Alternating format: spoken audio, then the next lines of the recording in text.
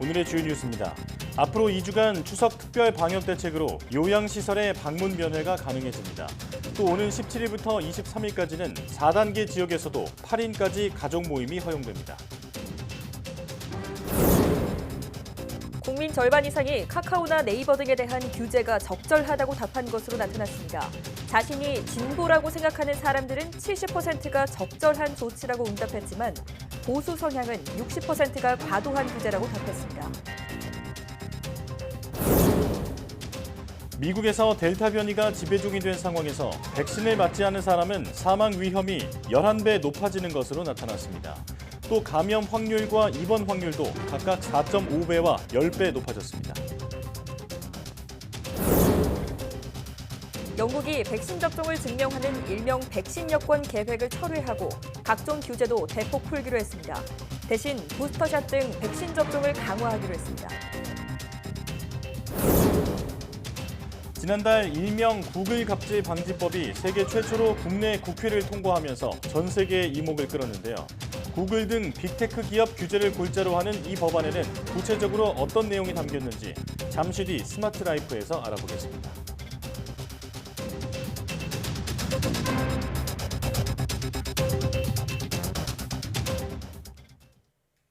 여러분 안녕하십니까? 사이언스 투데이 시작합니다.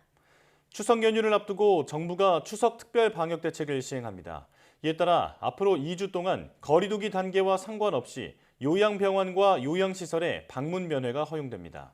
환자와 면회객 모두 백신 접종을 마쳤다면 접촉 면회도 가능합니다. 오는 17일부터 23일까지 한 주간은 거리 두기 4단계 지역에서도 접종 완료자를 포함해 최대 8명까지 가족 모임을 할 수 있습니다. 다만 가정 내 모임만 가능하고 다중이용시설에서는 모일 수 없습니다. 방역당국은 사람 사이 접촉을 최대한 줄이기 위해 무료 영상통화를 활용한 랜선 귀향을 권장하는 동시에 고향 방문 시엔 최소한 인원으로 이동해달라고 당부했습니다. 서울시가 오는 17일 오후 6시부터 23일 오전 9시까지 추석 종합대책을 시행합니다. 대책에 따르면 보건소 선별진료소는 연휴 중 오전 9시부터 오후 6시까지 운영하지만 임시 선별검사소는 운영하지 않거나 단축 운영하는 곳도 있습니다. 또 SRT 수서역, 남부터미널, 김포공항 등 교통의 요지에는 선별진료소를 설치하고 버스터미널에는 감염 의심자 격리장소를 운영합니다. 이동량을 줄이기 위해 대중교통 막차 시간 연장은 없으며 시립 묘지를 지나는 시내버스도 증편하지 않습니다. 제주도는 추석 연휴를 앞두고 방문 전 코로나19 진단검사를 강력히 권고했습니다. 구만섭 제주도지사 권한대행은 추석 연휴 특별 방역 대책을 발표하고 출발 전 예방접종 또는 진단검사 등을 당부했습니다. 진단검사를 받지 않은 채 제주를 방문해 확진되고 방역당국에 피해를 주는 등 귀책 사유가 발생하면 구상권을 청구할 계획입니다. 또 추석 연휴 동안 20만여 명이 찾을 것으로 예상됨에 따라 공항과 항만의 입도 절차를 강화하기로 했습니다. 검사 대상 확대를 고려해 발열 감시 인력과 검체 채취를 위한 공항 선별진료소 인력도 추가 배치하기로 했습니다. 이와 함께 귀성객과 관광객 증가에 따른 확진자 발생에 대비해 방역 대응 체계를 확립하고 24시간 진료 서비스도 제공할 계획입니다. 정부가 코로나19 확산으로 발령한 전 국가와 지역 해외여행에 대한 특별여행주의보를 다음 달 13일까지 다시 연장했습니다. 외교부는 각종 변이 바이러스 발생에 따른 코로나19 확산이 이어지고 많은 국가의 전 세계 대상 입국 금지 또는 제한이 계속되는 상황을 감안해 이같이 결정했다고 밝혔습니다. 이에 따라 이 기간 해외여행을 계획하고 있다면 여행을 취소하거나 연기하고 해외에 체류 중이면 코로나19에 감염되지 않도록 신변 안전에 특별히 유의해달라고 부탁했습니다. 특별여행주의보는 단기적으로 긴급한 위험에 대해 내려지고 여행경보 2단계 여행 자제 이상과 3단계 철수 권고 이하에 해당합니다. 정부는 지난해 3월 23일 특별여행주의보를 처음 발령한 뒤 계속 연장하고 있습니다. 카카오나 네이버 등 대형 플랫폼 기업들의 갑질이나 문어발식 확장 우려가 커지면서 이들 기업을 규제하려는 움직임 역시 빨라지고 있습니다. YTN 현안 조사 결과 국민 절반 이상은 카카오나 네이버 등에 대한 규제가 적절하다고 답해 당정의 규제 행보는 더욱 힘을 받을 것으로 보입니다. 권남기 기자입니다. 카카오와 네이버 또 쿠팡 같은 플랫폼 기업들의 불공정 행위에 대한 우려가 커지고 있습니다. 공정위와 금융위 수장들은 동시에 공룡 플랫폼 기업을 정조준하는 규제 발언을 쏟아냈습니다. 기술을 선도하는 혁신의 아이콘에서 새로운 갑질에 골목 상권까지 잡아먹는 탐욕의 상징으로 카카오나 네이버 등 대형 빅테크 플랫폼 기업들에 대한 규제 움직임이 빨라지고 있습니다. 더불어민주당은 규제 법안 통과에 나섰고 공정거래위원회와 금융위원회 수장들도 약속한 듯 경고성 발언을 이어갔습니다.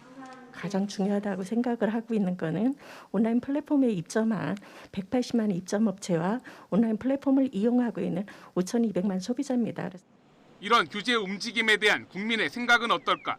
YTN 설문조사 결과 절반이 넘는 응답자가 카카오나 네이버 등 대형 플랫폼 기업에 대한 정부의 규제 강화를 적절한 조치라고 답했습니다. 반면 과도한 규제란 응답은 35% 선에 그쳤습니다. 나이나 이념 성향별로 규제 강화냐 과도한 규제냐를 두고 의견이 달랐습니다. 30대와 40대, 50대는 고루 적절한 조치라는 공감이 많았지만 20대와 60대는 오차 범위 안에서 팽팽하게 찬반이 갈렸습니다. 기업 생태계를 교란하고 있다는 인식이 규제 찬성 의견으로 모아진 것으로 보입니다. 20대의 경우는 산업 경제적 측면보다 이용 편의성에 더 무게를 둔 것으로 보입니다. 자신을 진보라고 생각하는 이들은 10명 중 7명이 적절한 조치라고 응답해 정부의 규제 강화 움직임에 힘을 실었고 보수 성향은 60%가 과도한 규제라며 각을 세웠습니다. 이번 조사는 지난 10일 전국 만 18세 이상 남녀 500명을 대상으로 자동 응답 방식으로 진행됐고 표본 오차는 95% 신뢰 수준에 플러스 마이너스 4.4%포인트입니다. YTN 권남기입니다. 이번 달 초 수출이 지난해 같은 기간보다 30.7% 증가했습니다. 관세청은 이번 달 1일부터 10일까지 수출액이 지난해보다 45억 8천만 달러 늘어난 195억 달러로 집계됐다고 밝혔습니다. 조업 일수를 반영했을 때 하루 평균 수출액은 22억 9천만 달러입니다. 품목별로는 석유 제품이 131% 증가로 가장 큰 상승폭을 보였고 승용차와 무선통신기기, 정밀기기가 두 자릿수대로 증가했습니다. 지역별로는 중국 24.5%, 미국 44.8%, 유럽연합 67.7% 각각 늘었습니다. 같은 기간에 수입은 210억 달러로 지난해보다 60.6% 증가했습니다. 코로나19 타격으로 우리나라 올해와 내년 잠재 성장률이 2% 수준까지 떨어졌다는 분석이 나왔습니다. 잠재 국내 총생산 GDP는 한 나라가 인플레이션을 자극하지 않으면서 달성할 수 있는 최대 생산 수준을 말하며 잠재 성장률은 잠재 GDP의 증가율을 말합니다. 한국은행에 따르면 올해와 내년 한국 경제의 잠재 성장률은 평균 2%로 추정했습니다. 성장률에 대한 기여도를 분석한 결과 총 요소 생산성이 0.9%포인트, 자본 투입이 1.4%포인트 성장률을 끌어올렸지만 코로나 효과와 노동 투입은 각각 0.2%포인트, 0.1%포인트 끌어내린 것으로 분석됐습니다. 금융당국이 다음 달까지 중견, 중소기업 등을 대상으로 19조 3천억 원의 추석 특별 대출 보증을 실시합니다. 또 업계 등과 추석 연휴 동안 도래하는 대출 만기일, 신용카드 결제일, 예금 지급일 등을 조정해 이용자의 부담을 완화합니다. 금융위원회의 추석자금 지원 방안에 따르면 정부는 금융기관을 통해 다음 달 5일까지 지난해보다 2조 8천억 원이 늘어난 19조 3천억 원 규모의 대출과 보증을 지원합니다. 기업은행이 원자재 대금과 운전자금을 마련하려는 중소기업 한 곳당 최대 3억 원씩 모두 3조 원을 공급합니다. 산업은행도 운전자금이 필요한 중소기업을 대상으로 심사를 거쳐 2조 2천억 원을 공급하고 신용보증기금은 신규와 연장 등 모두 7조 원의 보증을 공급합니다. 초대형 산불이 발생하고 기록적인 폭우가 내리는가 하면 한편에선 가뭄으로 신음합니다. 이처럼 지구 환경이 돌이킬 수 없는 기후 위기를 맞고 있는데요. 한반도에서는 고산지대 산림 생태계, 특히 침엽수림에서 큰 변화가 포착되고 있습니다. 홍상욱 기자가 국립공원 현장에 다녀왔습니다. 한라산이 온통 잿빛입니다. 전 세계에서 우리나라에만 자라는 구상나무 서식지는 앙상하게 말랐습니다. 지리산 역시 뼈대만 남은 나무가 산자락을 뒤덮었습니다. 구상나무와 가문 비나무 집단 고사, 비단 남부지방뿐만이 아닙니다. 강원도 설악산에서도 침엽수림 집단 고사가 시작됐습니다. 말라 죽은 분비나무가 전봇대처럼 곳곳에 솟아 있습니다. 백두대간 허리 오대산도 마찬가지입니다. 숲 내부 사정은 어떤지 직접 들어가 봤습니다. 침엽수가 집단으로 분포한 아고산대, 해발 1000m 이상부터 말라 죽은 분비나무가 곳곳에서 발견됩니다. 사시사철 푸름을 유지해야 하는 침엽수림이지만 생기를 잃었습니다. 고사 직전 잎이 붉게 타들어가는 수종도 적지 않습니다. 잔가지가 다 남아있고 일부 갈색 잎도 마지막 남아있죠. 얼마 전에 죽은, 가장 최근에 이제 생명을 다한 그 모습이죠. 원인은 지구 온난화로 인한 기온 상승. 해발 1000m 이상 고산 지역에 서식하면서 기온에 예민한 침엽수림이 서서히 말라 죽고 있는 겁니다. 해발 1300m 오대산 두로령입니다. 수명이 100년 이상 된 이 분비나무도 말라 죽었습니다. 잎이 모두 떨어졌고 앙상한 가지만 남았습니다. 한라산을 시작으로 지리산과 오대산, 설악산까지 백두대간 산림 생태계가 기후변화로 신음하고 있습니다. 기후위기가 생물 다양성 위기로 이어지고 있다는 생생한 증거고 전체적인 생태계의 변화에 서막이 열린 게 아닌가. 그리고 이게 이제 우리 인간에게 어떤 영향을 줄 건지는 아무도 알 수 없습니다. 아직은. 일상에서 체감하기는 어렵지만 기후변화 위기가 한 걸음 더 다가온 상황. 침엽수 집단 고사 상황에서 한반도 산림 생태계 다양성을 지키기 위한 대책이 시급합니다. YTN 홍석입니다. 추석 명절을 앞두고 택배와 무상 제공형 기프티콘 관련 피해가 급증함에 따라 소비자 피해주의보가 발령됐습니다. 한국소비자원은 최근 3년간 택배 관련 피해는 22,810건 접수됐는데 운송물 파손 훼손이 43.5%로 가장 많았고 분실 피해가 40%를 차지했다고 밝혔습니다. 운송물 파손 훼손 피해는 추석 연휴가 포함된 9월과 10월에 상대적으로 많이 발생했습니다. 소비자원은 이 기간 택배 물량이 급증하면서 신선 냉동식품의 경우 배송 지연으로 운송물이 부패할 우려가 크다고 설명했습니다. 또 코로나19로 인해 비대면으로 선물을 주고받는 기프티콘 사용이 늘고 있는데 행사 경품 등을 통해 받은 기프티콘은 유효기간이 짧고 환불도 어려워 소비자 불만이 끊이지 않고 있다고 지적했습니다. 산업통상자원부 국가기술표준원은 구매대행 181개 제품을 조사한 결과 24개 제품이 국내 안전기준에 부적합했다고 밝혔습니다. 이 가운데 봉제 인형과 아동용 옷은 납 기준을 초과했고 자전거와 스케이트보드는 내충격성 미흡으로 주행 중 파손 우려가 있었다고 밝혔습니다. 국가기술표준원은 부적합 제품의 구매대행 사업자와 유통사에 관련 사실을 통보하고 구매대행을 중지하도록 했습니다.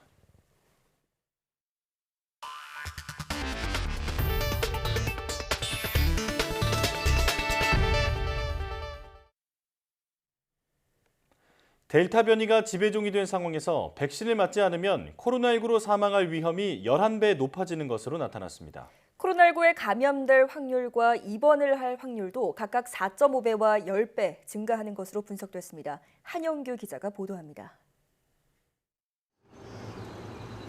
미국 질병통제예방센터 CDC는 지난 4월부터 7월 중순까지 60만 건의 확진 사례를 분석했습니다. 특히 델타 변이가 지배종으로 확산한 지난 2개월 동안 백신을 맞지 않은 사람은 코로나19에 감염될 확률과 입원할 확률, 사망할 확률이 모두 높았습니다. Those who were unvaccinated were about 4.5 times more likely to get COVID-19, over 10 times more likely to be hospitalized, and 11 times more likely to die from the disease. 최근 일주일 동안 미국에서 코로나19에 감염된 사람은 하루 평균 13만 6천 명, 신규 입원 환자는 하루 11,750명, 사망자는 하루 1,000명이 넘고 있습니다. 이 때문에 젊은 층의 경우에도 백신 접종은 중요하다고 강조했습니다.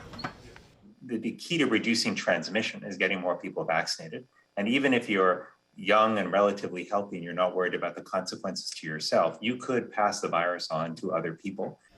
지금까지 미국에서 백신 접종을 마친 사람은 전체 인구의 53.7%, 최소 1회 접종한 사람은 63%입니다. 50개 주 가운데 26개 주에서 인구의 절반 이상이 백신 접종을 마쳤지만 미접종자가 많은 지역을 중심으로 코로나19가 계속 확산하고 중환자도 크게 늘어나고 있습니다. 바이든 대통령은 지난 9일 연방정부 직원과 계약자, 대기업 직원들을 대상으로 백신 접종을 의무화하는 강력한 대책을 발표했습니다. YTN 한윤규입니다. 미국 뉴욕주의 한 병원 산부인과에서 의료진들이 코로나19 백신 접종 의무화 조치에 반발해 잇따라 사직하면서 분만 진료가 중단될 위기에 처했다고 워싱턴 포스트가 보도했습니다. 보도에 따르면 루이스 카운티 종합병원은 의료진 부족으로 오는 25일부터 분만 업무를 잠정 중단한다고 발표했습니다. 이는 뉴욕주가 의료진 대상 백신 접종 의무 시한으로 정한 27일을 이틀 앞둔 시점입니다. 병원 측은 165명의 병원 직원 가운데 27%가 백신 접종을 거부하고 사직했다고 말했습니다. 지난달 앤드루 쿠오모 전 주지사는 뉴욕주에 근무하는 모든 보건 업무 종사자들에게 9월 27일까지 코로나19 백신 1차 접종을 마쳐야 하며 그렇지 않을 경우 해고에 직면할 것이라고 발표했습니다. 영국 정부가 코로나19 백신 접종 증명서, 이른바 백신 여권 도입 계획을 백지화하고 여러 규제 조치도 더 풀기로 했습니다. 코로나19와 공존하는 위드 코로나 정책을 계속 확대하겠다는 건데 부스터샷 등 백신 접종은 더욱 강화할 것으로 보입니다. 박경석 기자가 보도합니다. 영국 정부가 이달 말부터 나이트클럽 등 사람들이 많이 모이는 곳에 도입하려던 백신 여권 계획을 철회했습니다. 코로나19 재확산을 피하려면 백신 여권이 가장 좋은 방법이라고 밝힌 지 일주일 만입니다. 백신 여권 도입 방침 백지화에 이어 정부의 비상 권한도 축소하기로 했습니다. 코로나19 확산을 막기 위해 식당이나 술집 영업을 제한할 수 있는 정부의 권한을 없애 나가겠다는 겁니다. 학교 운영을 중단하거나 코로나19 감염자들을 강제 격리할 수 있는 권한도 폐지합니다. 앞으로 영국 사회를 다시 봉쇄하는 일은 없을 것이란 메시지로 보입니다. I'm not anticipating any more lockdowns. I think it would be irresponsible for any health minister around the world to take everything off the table. But I just don't see how we get to another lockdown. 규제는 풀지만 백신 접종의 중요성은 더욱 강조하고 있습니다. 보리스 존슨 영국 총리는 현지 시각 14일 겨울철 코로나19 대응 방안을 발표합니다. 이 자리에서 백신 추가 접종, 부스터샷 계획을 구체적으로 밝힐 예정입니다. 12세에서 15세의 소아 청소년 백신 접종 일정 등도 공개할 것으로 보입니다. 코로나19와 공존하겠다는 영국 정부의 의지는 강하지만 불안 요인은 여전합니다.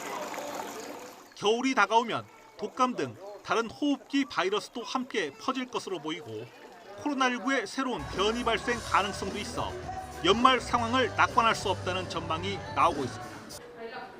YTN 박경석입니다. 코로나19 사태 등의 영향으로 지난 한 해 일본 기업의 부채가 555조 원 급증한 것으로 나타났습니다. 일본 내각부 발표에 따르면 지난해 연말 기준으로 일본 기업의 부채 총액은 622조 5,200억 엔, 우리 돈으로 약 6,650조 원에 이르는 것으로 나타났습니다. 이런 수치는 한 해 전보다 52조 엔, 약 555조 원 급증한 것입니다. 국내 총생산 GDP 대비 일본 기업의 부채 총액 비율은 115%로 나타나 100%를 밑도는 미국과 영국, 독일 등에 비해 크게 높은 것으로 나타났습니다.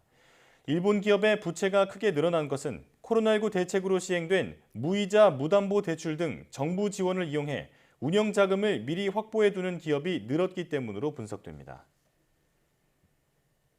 일본 유권자 절반 이상은 차기 총리가 아베 전 총리 그리고 스가 총리의 정책 노선을 이어받지 않는 것이 바람직하다고 생각하는 것으로 나타났습니다. 아사히 신문이 지난 11일과 12일 실시한 여론조사 결과 응답자의 58%는 다음 총리가 아베나 스가 노선을 계승하지 않는 것이 좋다고 답했습니다. 두 총리의 노선을 계승해야 한다고 답한 응답자는 28%에 머물렀습니다. 오는 29일 자민당 총재 선거로 결정될 새 총리에 대해 응답자의 33%는 고노 행정개혁 담당 장관이 적합하다고 답했고 이시바 전 간사장이 16%, 기시다 전 정조 회장이 14% 순으로 나타났습니다. 차기 총리에게 가장 필요한 자질에 대해 유권자 64%는 실행력을 꼽아 가장 많았고 성실함과 전달력, 정치 신조 순으로 중요하다고 답했습니다. 브라질에서 친정부 시위 닷새 만에 반정부 시위가 곳곳에서 벌어지며 전국 혼란이 계속되고 있습니다. 현지 시간 12일 최소 19개 도시에서 자이르 보우소나루 대통령 탄핵을 촉구하는 반정부 시위가 열렸습니다. 이들은 코로나19 부실 대응과 치솟는 물가에 더해 지난 7일 대통령의 대법원 공격 발언으로 민주주의가 위험에 처했다며 대통령 탄핵을 외쳤습니다. 하지만 루이스 이나시우 룰라 다시우바 전 대통령이 속한 노동자당을 비롯해 주요 좌파 정당이 불참하면서 시위 규모는 7일 친정부 시위보다 작았다고 AP통신이 보도했습니다. 사망설이 돌았던 이슬람 극단주의 테러 조직 알카에다의 수장 아이만 알 자와히리가 9.12 테러 20주기를 맞아 영상 메시지를 내놨습니다. 9.12 테러 20주기 기념일 전날에 공개된 60분 분량의 새 영상에서는 알 자와히리가 미국이 20년 전쟁 끝에 부서지고 산산조각이 나서 아프가니스탄을 떠났다고 주장했습니다.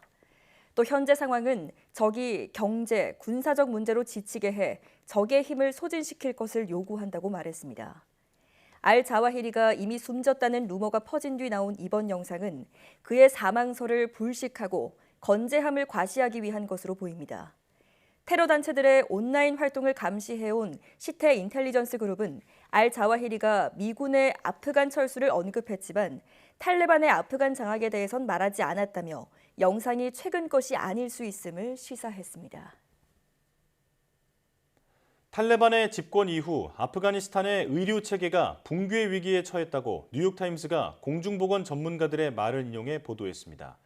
보도에 따르면 아프간의 보건의료 체계는 대부분 국제 원조에 의존해 왔는데 탈레반이 정권을 잡은 뒤 6억 달러에 달하는 의료 지원이 동결돼 아프간 전체 34개 주 가운데 31개 주의 의료 서비스가 사실상 중단될 것으로 전망했습니다.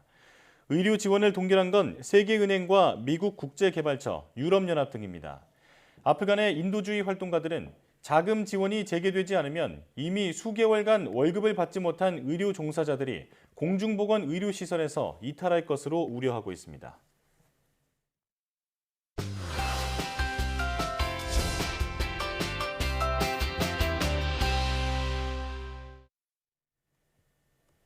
사람 나이로 치면 64살인 노견에게 어느 날 불쑥 사지마비가 찾아왔다고 합니다. 경추 디스크 때문에 온몸이 마비되는 일을 겪은 건데요. 경추 디스크는 시추처럼 다리가 짧고 또 허리가 긴 견종들에게 자주 찾아온다고 합니다.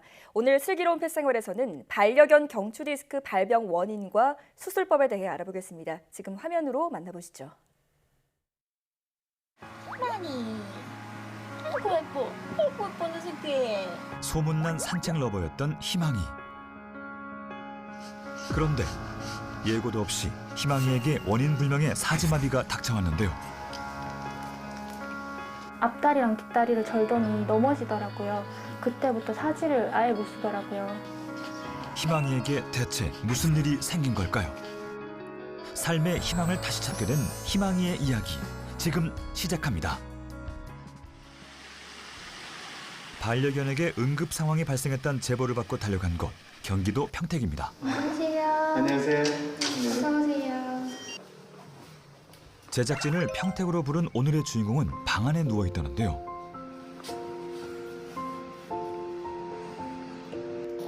이 아이가 바로 오늘의 주인공, 12살 희망입니다. 산책도 잘 하고 밥도 잘 먹고 그리고 잘 자고 일어났는데 갑자기 저한테 오는데 깨갱하면서 약간 앞다리랑 뒷다리를 절더니 넘어지더라고요. 그때부터 사지를 아예 못 쓰더라고요. 일주일 전 갑작스레 찾아왔다는 사지마비. 다리는 조금 있는 편인 것 같아요. 감이 많이 없어요 지금. 세게 꽂으면 처음에 처음에는 이렇게 꼬집으니까 막 울면서 깨갱거리면서 아파했는데 지금은 앞다리는 반응이 많이 없어요. 평소 정말 얌전한 편이었다는 희망이. 그런 희망이가 유일하게 좋아한 딱 한 가지가 있었다는데요. 희망이. 아이고 예뻐. 아이고 예뻐 내 새끼. 어릴 적부터 유난히 산책을 좋아했다는 희망이. 12살의 나이가 된 지금도 하루 2번 꼬박꼬박 산책을 나갈 정도였다고 하는데요.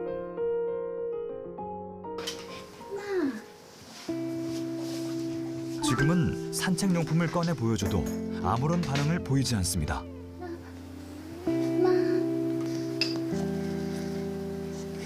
소리조차 내지 못하고 가쁜 숨만 내쉬는 희망이.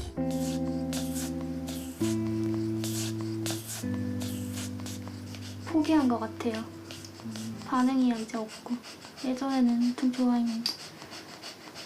예전에는 어떻게 좋아했어요? 산책줄 꺼내면은 바로 나간 줄 알고 방방 뛰고 난리가 났었거든요. 하루가 다르게 계속 나빠져만 가는 희망이의 상태. 스스로 소변조차 보지 못해 카테터에 의존해야 하는 건 물론이고 막 발병했을 무렵엔 고개를 움직일 수 있어 밥그릇만 앞에 갖다 주면 스스로 밥도 먹었다는데요. 이젠 그조차도 안 돼 보호자가 숟가락으로 밥을 떠서 먹여줘야 합니다. 보호자를 더욱 걱정스럽게 하는 건 또 있다는데요. 바로 희망이가 평소 앓고 있던 지병이 있다는 겁니다. 하루 3번 약을 먹어야만 한다는 희망이. 신장약, 쿠싱약, 고혈압약, 진통제, 뭐 항산화제 뭐 이런 거 여러 가지가 섞여 있는 걸로 알아요. 안 먹으면 어떻게 돼요? 안 먹으면은 신장이 비대해지고 합병증으로 사망할 수 있다고 들어가지고 그걸 3년 넘게 계속 먹였어요. 3년 전 심장병을 시작으로 차례차례 희망이를 덮친 쿠싱과 고혈압. 사료도 바꾸고 영양제까지 먹이면서 헌신적으로 돌봤다는데요. 어릴 적부터 유난히 잔병 치레가 잦아 병원 단골 손님이었다는 희망이. 종양에 이어 디스크까지 수술만 2차례의 경험이 있답니다. 한 달에 일단 약값만 쿠싱이랑 신장약 아까 먹은 약값만 33만 원, 4만 원 무조건 평균적으로 나가고요.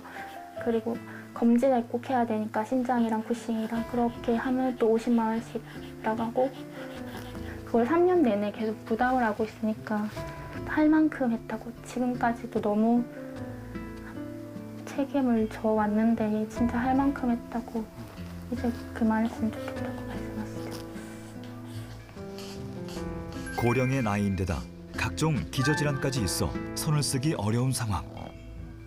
이제 그만 아이를 놔주라는 이야기도 들었지만 차마 그럴 수가 없었답니다. 자식이고 동반자고 친구고 그냥 제가 제일 사랑하는 존재인 것 같아요. 그냥 산책을 너무 좋아하는 아이여가지고 그 모습을 보는 것만으로도 너무 행복하고 내가 책임질 수 있는 그런 존재가 있는 것만으로도 나한테 너무 기쁜 것 같고 곁에 조금만이라도 있어줬으면 좋겠다는 생각이 들어가지고 이렇게 아파하는 모습 보는 게 너무 괴로워요. 조금이나마 도움이 될까 희망이 다리를 마사지해주는 게 습관이 됐다는 보호자. 과연 희망이는 나을 수 있을까요? 보호자와 희망이가 서울의 한 동물병원을 찾았습니다. 희망이의 안타까운 소식을 듣고 동물병원에서 도움을 주기로 한 건데요. 혹시 골든타임을 놓치진 않았을까 두려움도 크답니다. 두려움 반 기대 반이에요. 잘 됐으면 좋겠다는 생각이랑 또 잘 안 되면 어쩌지 두려운 거 반반인 것 같아요. 산책 러버 희망이 다시 건강을 되찾을 수 있을까요? 희망이의 현재 상태가 좋지 않은 만큼 수의사가 직접 촉진부터 시작했는데요. 다리가 뻣뻣하네요. 네, 뻣뻣하고. 다리가 뻣뻣하다는 것은 그 위쪽에 문제가 있는 거예요. 그러면 경추 1번, 2번, 3번, 4번 또는 머리 쪽에 이상이 있을 경우에 앞다리가 이렇게 아파. 약간의 통증이 있네요. 앞다리를 꼬집자 고통을 호소하는 희망이. 이게 이제 심부통곡을 검사하는 건데 심부통곡이 약하게 남아 있어요. 완벽하고 물으려고 해야 되는데 그건 아니지만 아프다고는 하잖아요. 통각이 있고 이렇게 지금 꼬집으면 보시면 반사가 없죠. 이쪽은 약해요. 이런 식으로 신경이 이렇게 움직이잖아요. 이렇게 이 뒤쪽이 약해요. 머리, 목, 이 뒤쪽 흉노추 쪽에 세 부위에 신경에 이상이 있을 수 있을 가능성이 많아요. 예상보다 희망이의 상태가 심각한 것 같아 걱정이 앞섭니다. 더 많이 잘 관리해줬으면 이렇지 않았을 것 같아서 좀 죄책감이 드는 것 같아요.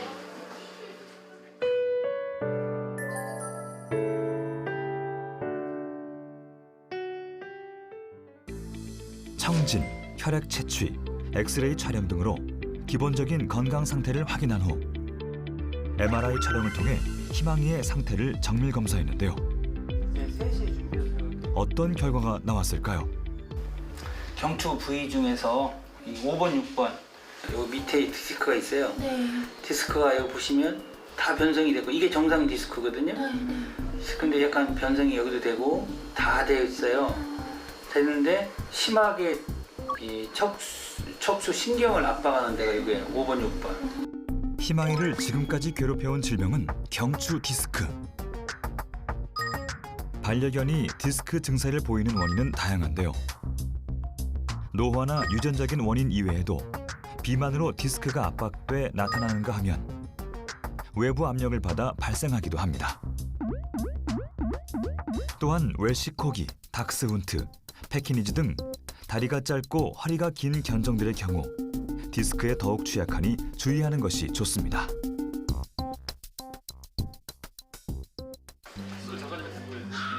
긴급하게 희망이의 수술이 결정되고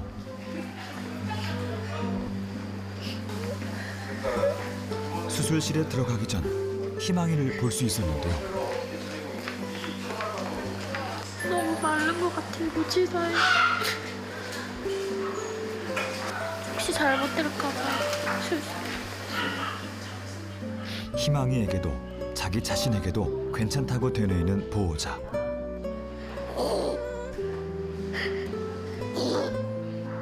보호자의 눈물에 오히려 희망이가 걱정 말라며 안심을 시켜줍니다.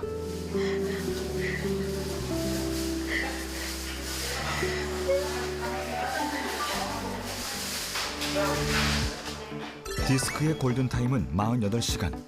희망이는 이미 골든타임을 넘긴 데다 나이와 지병으로 인해 더더욱 수술이 어려울 것으로 예측되는 상황입니다. 실시간 방사선 영상 장치로 희망이를 괴롭히는 정확한 디스크 위치에 접근. 문제의 디스크 물질들을 하나하나 제거하기 시작합니다. 보호자의 마음을 알기에 더욱 최선을 다하는 수의사. 30여 분간의 수술 끝에 신경을 누르던 디스크를 무사히 제거하는 데 성공했습니다. 그런데 수술이 끝난 뒤에도 바로 수술실 밖으로 나가지 못하는 희망이. 희망이에게 무슨 문제가 생긴 걸까요? 지금 아이 자발 시작하고 있고 마취해서 깨고 있거든요. 근데 아직은 불안전해서 좀 보조를 해줘야 돼요. 수술은 무사히 끝났지만 희망이가 마취에서 깨어나 자발 호흡을 시작하는 게 관건. 떼좀 많이 뗐는데 수술은 거의 다 끝났거든요. 이런 조직들이 꽉 막고 있었던 거예요. 다 떼지 못하고 떼면 잘못하면 문제가 될 것 같아서 그래서 아마 조금 남아있을 거고 일부는 남아있는 상태에서 정리가 됐어요. 그래서 마취가 불안전해서 그냥 수술 중에 빨리 하고 나왔거든요. 근데 이제 깨는 것은 이제 좀 기도하고 기다려 보셔야 돼요. 수술이 잘 끝났단 말에 안심하는 것도 잠깐. 마취에서 무사히 깨어나길 두 손 모아 비는 보호자. 이런 보호자의 마음이 희망이에게 와닿은 걸까요? 조금씩 움직임을 보이더니 드디어 자발 호흡을 시작합니다. 희망이가 무사히 깨어났다는 소식에 보호자는 한달음에 달려와 희망이의 상태부터 살펴봅니다.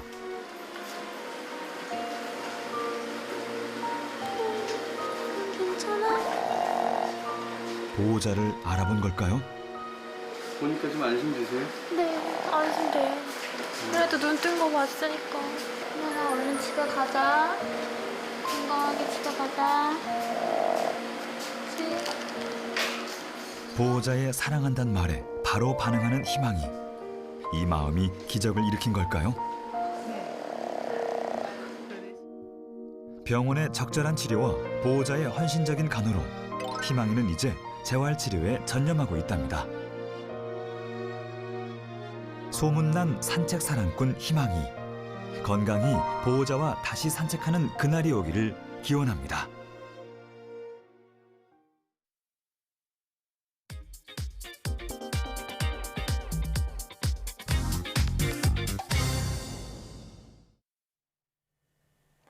지난달 말 우리 국회에서 통과된 법에 세계인의 관심이 집중되고 있습니다. 이른바 구글 갑질 방지법이라고 불리는 전기통신사업법 개정안 때문인데요. 빅테크 기업을 세계 최초로 규제하는 이 법에는 어떤 내용이 담겼고 또 그 파장은 어디까지인지 오늘 스마트 라이프에서 살펴보겠습니다. IT 칼럼니스트 이호훈 씨와 함께합니다. 어서 오십시오. 안녕하세요. 네, 어서 오십시오. 지난달 이른바 구글 갑질 방지법이 통과됐는데 국내보다 해외에서 더 큰 주목을 받고 있더라고요. 우선 이 법이 어떤 내용인지 설명해 주시죠. 정확하게는 전기통신사업법 일부 개정안입니다. 기존 전기통신사업법에 이 모바일 콘텐츠를 거래하는 공간인 앱마켓의 의무 준수 사항을 신설을 한 건데요.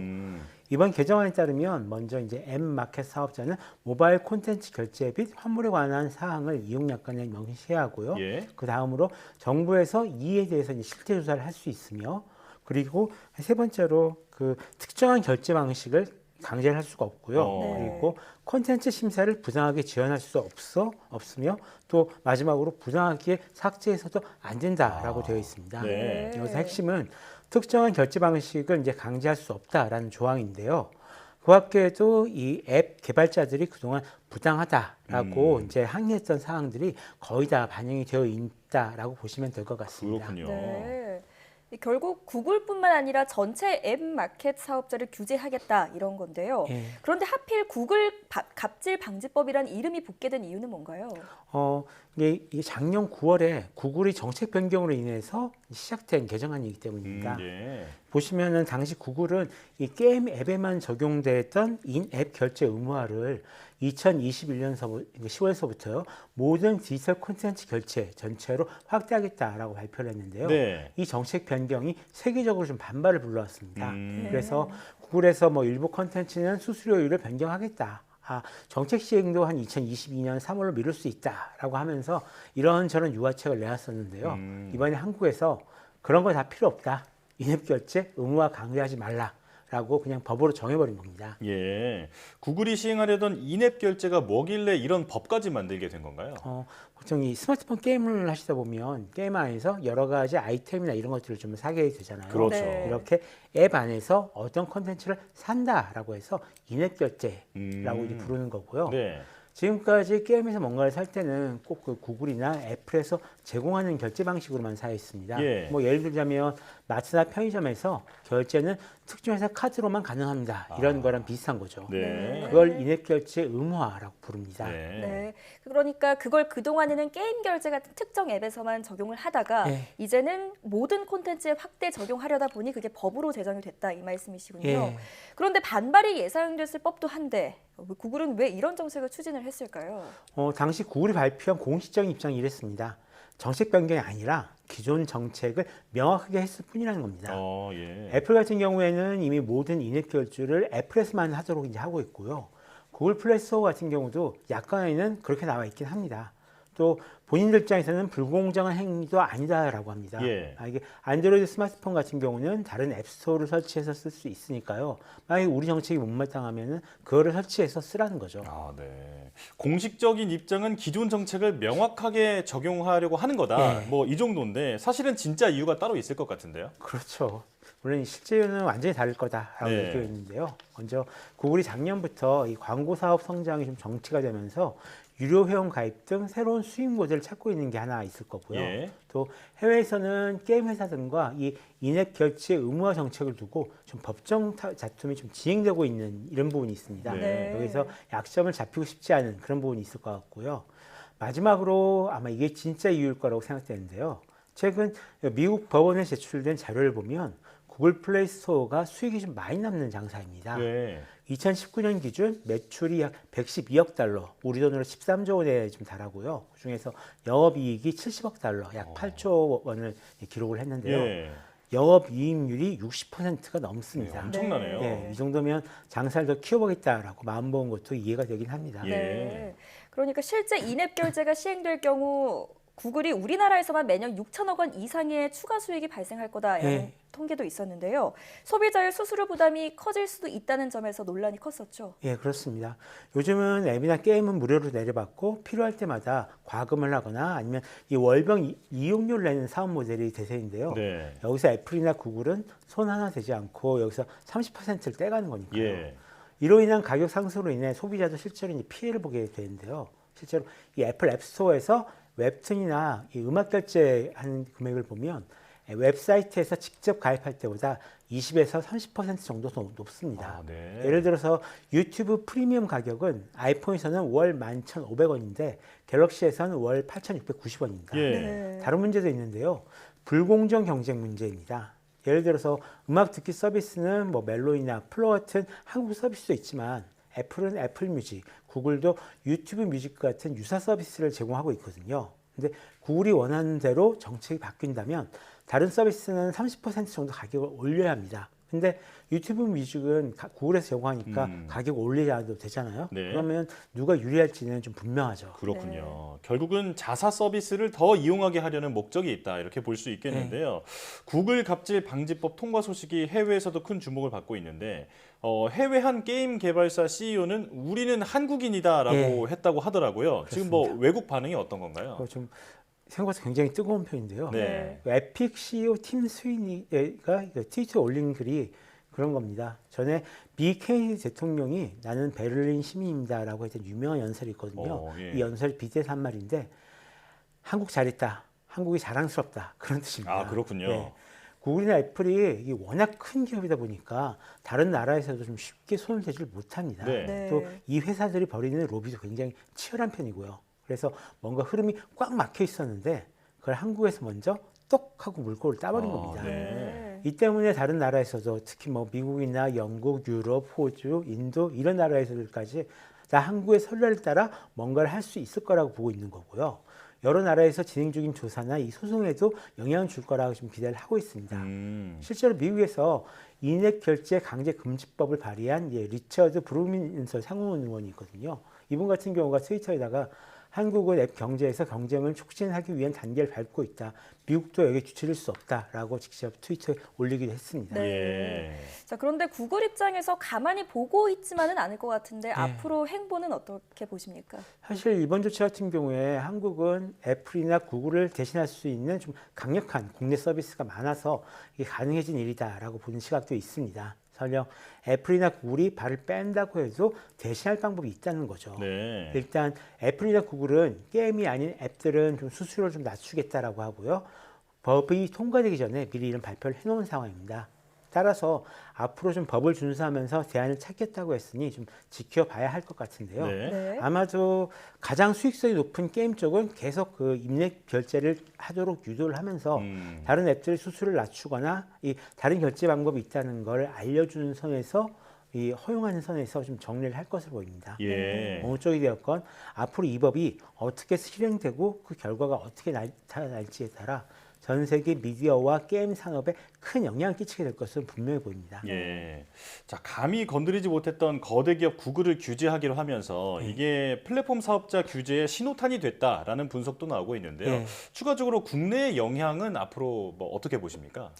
전체적으로 봤을 때 지금 전 세계가 지금 저희가 이걸 백래시라고 이제 부르거든요. 네. 텍 백래시라고 부르는데 너무 그동안은 신흥 기업이다. 그래서 좀 더 많은 이제 지원을 해주면서 키워야 된다. 좀 봐줬는데. 분위기가 굉장히 강했었습니다. 예. 근데 이제는 아무도 이 빅테크 기업들을 작은 기업이라 생각을 하지 않죠.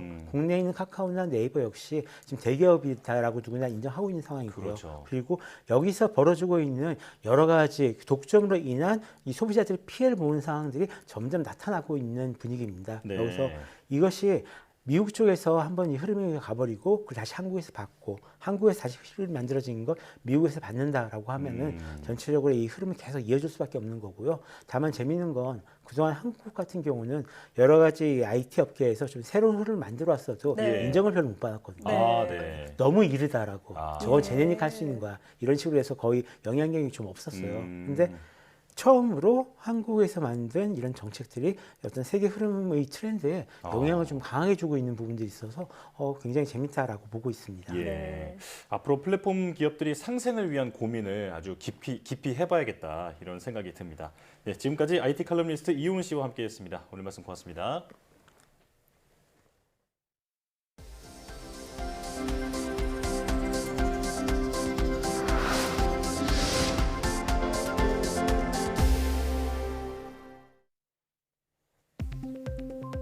과학기술 분야 정부 출연 연구기관 14곳이 올해 3차로 225명을 공동 채용합니다. 이번 공동 채용에는 한국과학기술연구원, 한국천문연구원 등 14개 출연연이 참여해 행정직 64명과 연구직 161명을 선발합니다. 온라인 원서 접수는 오는 28일까지며 다음 달 9일 서울과 대전, 부산, 광주 등 4개 지역에서 통합 필기 시험을 시행합니다. 중이온 가속기 구축 사업 등 국가 연구 장비 구축 사업의 효율성을 높이기 위해 관리 조직을 만들어야 한다는 의견이 나왔습니다. 한국연구재단은 대형 연구개발 사업의 사업관리 체계 개선 방안 수립 보고서에서 중이온 가속기와 중입자 가속기 등 4가지 국책 사업을 분석한 결과 통합 사업관리 조직이 없다는 문제점이 공통으로 드러났다고 지적했습니다. 또 사업관리 주체가 사업마다 다르며 보고 체계가 혼재돼 연구 몰입 환경을 저해하고 있다고 덧붙였습니다. 대한민국 엔지니어상 9월 수상자로 박종철 삼성전자 마스터와 정종택 카네비컴 대표이사가 선정됐습니다. 박 마스터는 세계 최초 수준의 D램 트랜지스터를 개발하는 등 반도체 관련 기술 개발에 이바지했다는 평가를 받았습니다. 정 대표이사는 자율주행차 핵심 기술인 라이다 감지기를 최초로 국산화한 공로를 인정받았습니다. 과학기술정보통신부는 산업 현장의 기술 혁신을 장려하기 위해 매월 대기업과 중소기업 엔지니어를 1명씩 선정해 장관상과 상금 500만 원을 수여하고 있습니다. 플라스틱을 분해하는 미생물을 쉽고 빠르게 찾아낼 수 있는 키트가 개발됐습니다. 한국화학연구원은 미생물이 살 수 있도록 만든 손바닥 크기의 배지에 플라스틱 용액을 얇게 코팅하고 미생물이 플라스틱을 분해하면 배지가 부분적으로 투명해지는 키트로 개발했다고 밝혔습니다. 또 키트를 이용해 하수 처리장과 토양으로부터 플라스틱 분해 미생물을 3일 이내에 추출하는 데 성공했다고 덧붙였습니다. 적절한 운동이 코로나19 감염이나 위중증이 될 위험도를 낮춰준다는 연구 결과가 나왔습니다. 세종대 이승원 교수 연구팀은 지난해 1월부터 5월까지 코로나19 검사를 받은 국내 20세 이상 성인 7만 6천여 명을 대상으로 연구한 결과 이같이 나타났다고 밝혔습니다. 연구 결과 WHO가 권장하는 수준으로 유산소 운동과 근력 운동을 병행하는 사람은 운동이 충분하지 않은 사람에 비해 코로나19 감염률이 15% 감소했습니다. 연구팀은 규칙적인 운동이 항노화세포 또는 항염증 세포를 활발히 작동시켜 감염의 위험이나 중증도를 낮추는 것으로 추정했습니다.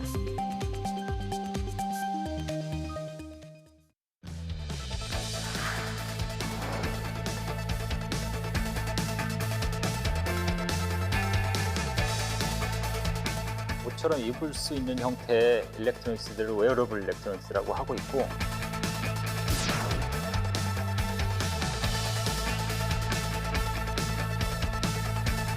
딱딱한 형태에서 탈피해가지고 결국에는 피부 같은 형태로 발전을 할 거라고 이제 생각을 하고 있죠.